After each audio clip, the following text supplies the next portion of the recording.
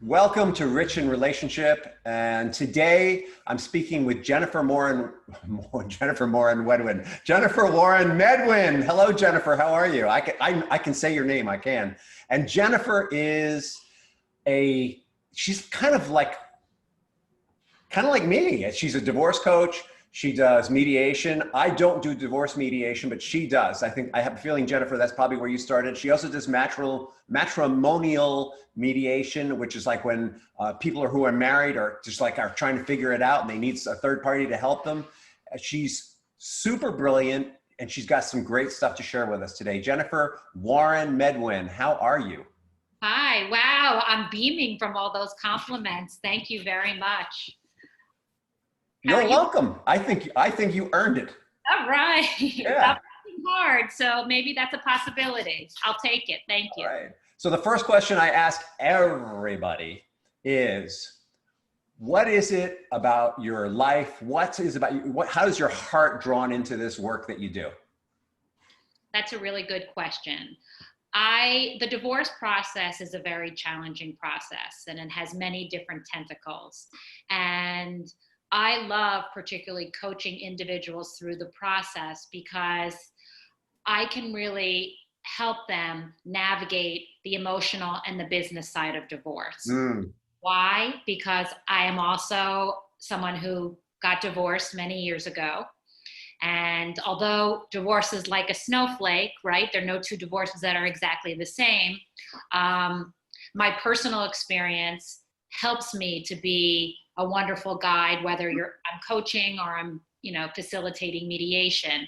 And then I've gone through the CDC, which is a Certified Divorce Coaching program, along with many other programs, to continue my education and to continue learning about different skills to help my clients move through the dissolution of their marriages, or reconnection of their marriages. Got you. Yeah, I love that. Actually, very much my story also. A child of divorce, been through a divorce, very, very similar in why we do what we do.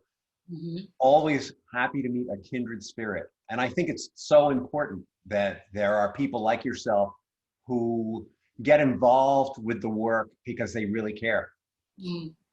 Yeah, I think it's important to have a passion and to move through with your passion, because I think it really helps you be much more engaged and involved, compassionate and empathetic to the clients you're working with. Well, especially when you're working with, like you do, with people who are in high conflict or in medium conflict even, when people are coming in and their dynamic is on the table and they're going at it, sometimes the money doesn't seem like it's enough. So your heart really needs to be there. Well, people when they are in conflict tend to be very position-based. And that is not a way of resolving conflict, right? Resolving conflict comes from trying to understand the other person's perspective, understanding that there needs to be compromise. And for me, the most important, and this is a formula that I teach all of my clients, is E plus R equals O. And that stands for, E is the event, whatever the event is. R is your response or your reaction to it. And O is the outcome. So the only control you ever have is how you respond or you react. You don't have control over the event, but how you respond and you react has a direct impact on the outcome. Respond or react even. If we're just coming from reaction, if it's so easy to be triggered and just start shooting from the hip. But if we have some awareness of that, then we have the opportunity to go, oh, it's that again. And then we can respond instead of reacting. A great acronym. I love that. By the way, you said something, awareness, and that's a buzzword these days. And I want people to understand that awareness is not necessary. It's not acceptance, right? You can be aware of something and not accept it. Truth. Awareness is an acknowledgement, right? That we are acknowledging whatever is. And it's really important to understand that, because people confuse it. Well, I understand from a little bit from our previous conversation that you are big on frameworks, and actually just by demonstrating that ERO acronym, and from talking to you a little, I realized that acronyms are a great way to communicate to people ways that they can reframe what's going on, reminders of how they can reframe things. I know we all know there's a lot of uncertainty in the air. Actually, I would argue that we've all become aware of the uncertainty that was always present, and that because our systems are disrupted, that's increased the awareness, but that the uncertainty has always been there. But that's just me. What do I know? But I understand that you have done a deep study on how to better manage uncertainty. I have, and I want to acknowledge something that you said, because I think it's important. I think that we are more aware of the uncertainty given, the pandemic. Mm-hmm. However, there is certain uncertainty every minute of every day. Nothing is certain, Mm-hmm. right? And we sort of take that for granted. But particularly during this time, where there are so many more challenges than we've ever experienced. And a few months ago, I came up with a framework, and it's called the LEAN framework. Mm-hmm. And L stands for let it be, E stands for empower yourself, A is for accepting what is, and N is for nourishing yourself. Mm-hmm. And the reason I write and I come up with acronyms is to help people when they are experiencing intense emotions to pause and bring themselves back, Mm-hmm. right? Because as John Kabat-Zinn said, wherever you go, there you are. Yeah, isn't that the truth? Yes, that is really true. You can't hide from yourself. So, in case you haven't heard that, my listeners, but you probably have, the idea is you can't move somewhere and change the problem, because the problem always starts between our own ears. Mm-hmm. Mm-hmm. The problem, the challenge, the opportunity, however you want to frame that. And, something that you just said is also important, that it happens between our own ears. We have to want to realize that we are not our thoughts, Mm-hmm. right? Our thoughts are, and if we can start sort of being bystanders of our thoughts and being aware of our thoughts, we can gain a larger sense of control, Mm-hmm. right? When I started to think about the LEAN framework, the L, let it be, is something that was really important to me, because people often say, oh, just let it go. Your husband, plays golf 2 days during the week, and over the weekend, he's not helping you with the kids. That's the way he is. Just let it go. And it never sat well with me when people would say, let it go. I think it's more reasonable to learn to let it be, because certain things just are. And when we are so attached to the negativity of something, it impedes our personal growth. So I think what I'm hearing there is a distinction between sort of let it go with anger, and letting it be more like just doing your best to just sit with it, or be as comfortable as you can with it. Right. Like I can't control it, and pushing it away, and all right, it is what it is. Like I may not love it, I may not feel great about it, but it is what it is. And it's like having some kind of peace within yourself about it. It sounds like that's the distinction. It's an acknowledgement, right? And the best way to practice acknowledgement is something that I learned called habit stacking. Mm-hmm. So, for example, I assume that everybody brushes their teeth in the morning, right? I mean, that's a general assumption. Doing my best. A lot of cavities later, I finally learned. And floss too. Not my son. I don't assume that with my son, but with most other people, yes. So if you wanted to develop a habit of just simply acknowledging certain thoughts or certain actions, you stack it to something you always do. So in the morning, when you're brushing your teeth, the habit to stack on to brushing your teeth is, I only have control over my actions. I am going to do the best I can to just practice acknowledgement and awareness, or whatever it is that will help you feel more in control.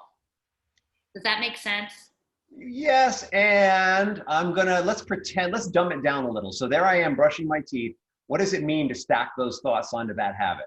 So I'm brushing my teeth and I'm choosing an affirmation, something that is going to empower me to move forward, to lean into uncertainty.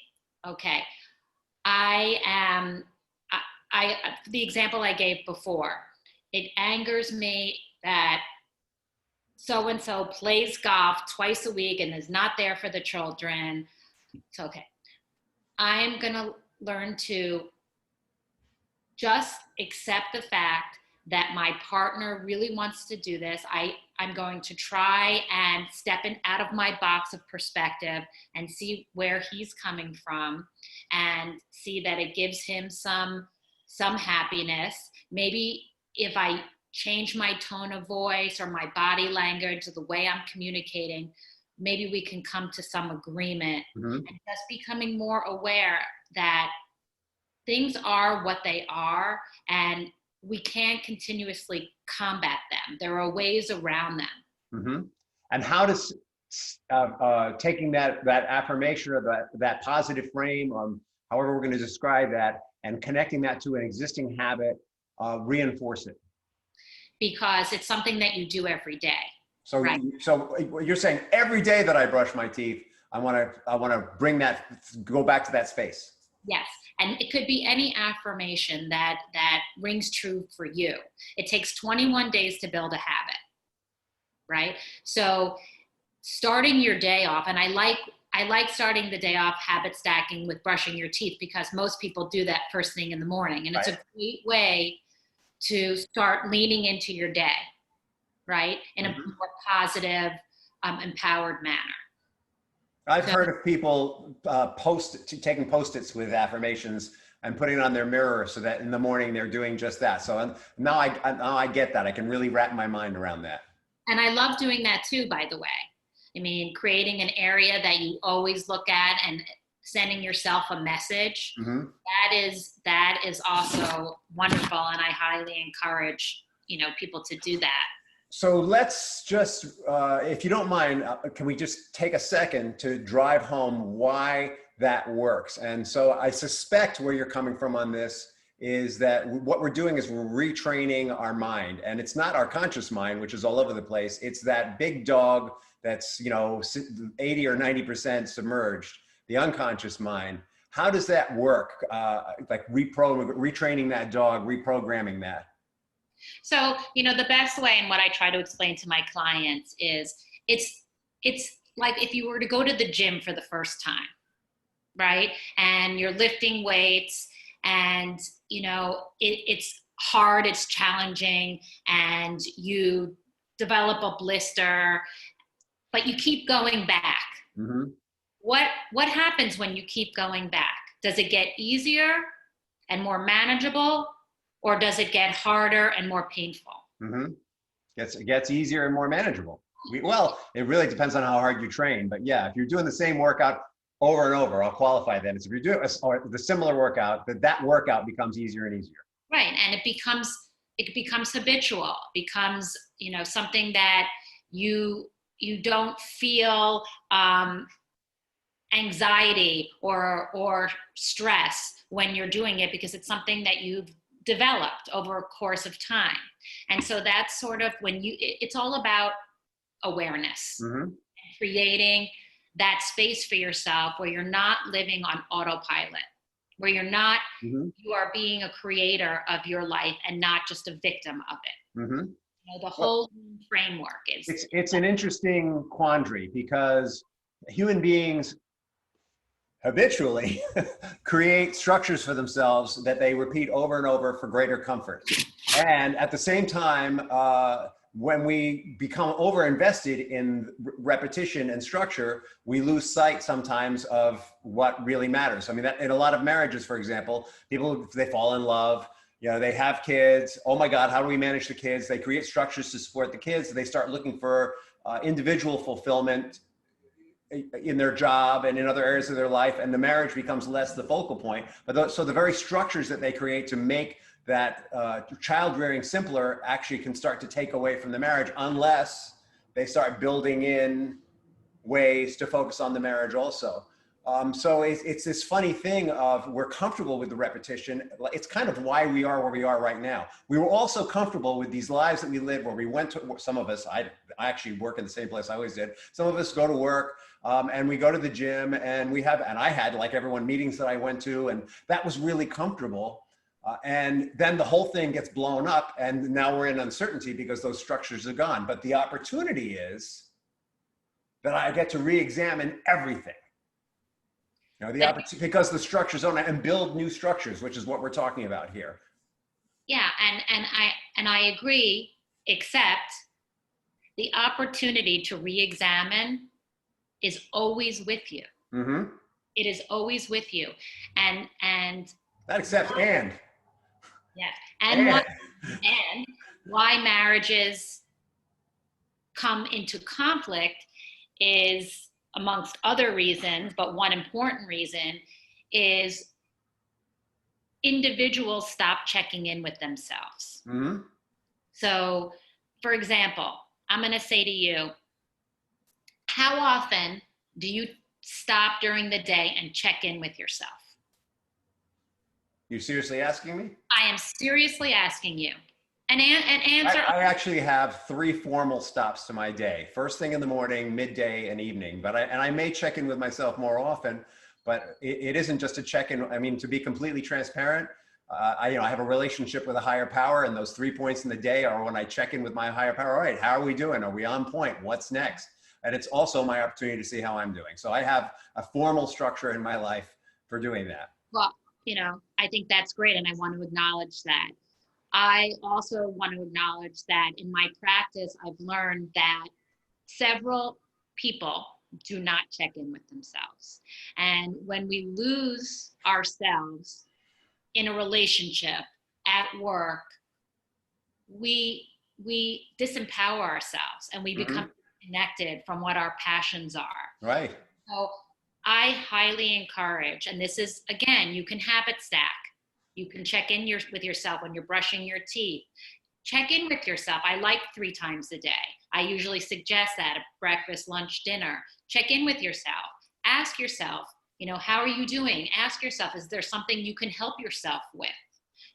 Becoming more aware so that it's not unconscious. It becomes very much part of our conscious way of thinking. And actually, let me just say for anyone who's listening, do I do that perfectly? Ha, ha, ha. It's a work in progress, like everything in life. It's something I aspire to. All right. So I could talk to you for hours. Thank you. Yeah, you're awesome. Great personality. You're awesome. I really am enjoying you. I think we share so much commonality and perspective and mission. It's actually quite wonderful and reaffirming. And we are running down on time here. Actually, but I don't want to let this go. Do you have a few more minutes? I have a few more minutes. All right. So let's take lean and very quickly apply it to the situation that is out there on everybody's minds as we interview. Who knows when this actually shows up? There's a whole quandary going on about kids going back to school. So there's a ton of uncertainty about it, right? I've got a daughter who's gone to college and she's got virtual classes and she's got live classes. And then when she comes back to us, what do we do? Because we've got parents who are at risk, and how do we measure it? And there's a lot of, and no matter what age your kid is, there's uncertainty. Feeling within my house right now. How would you apply lean to this situation for our listening audience and watching audience? It's actually a great question and really relevant to up to the minute right now.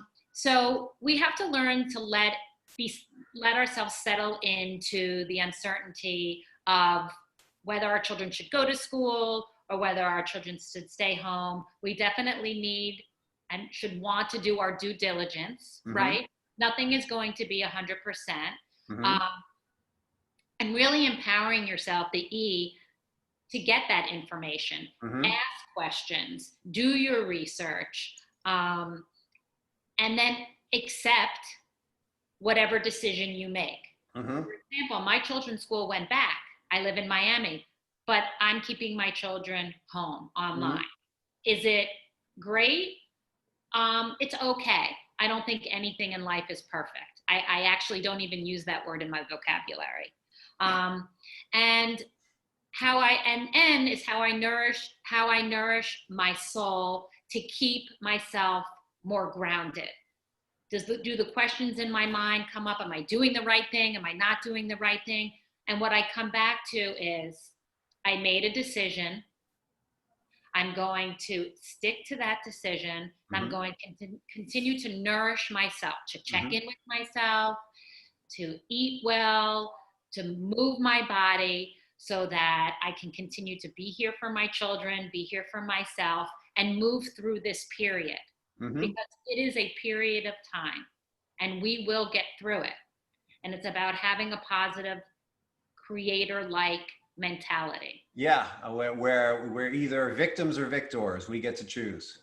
In my practice, I use victims or creators. And I always say too, we have a choice. We can feel happy or crappy. That's up to us.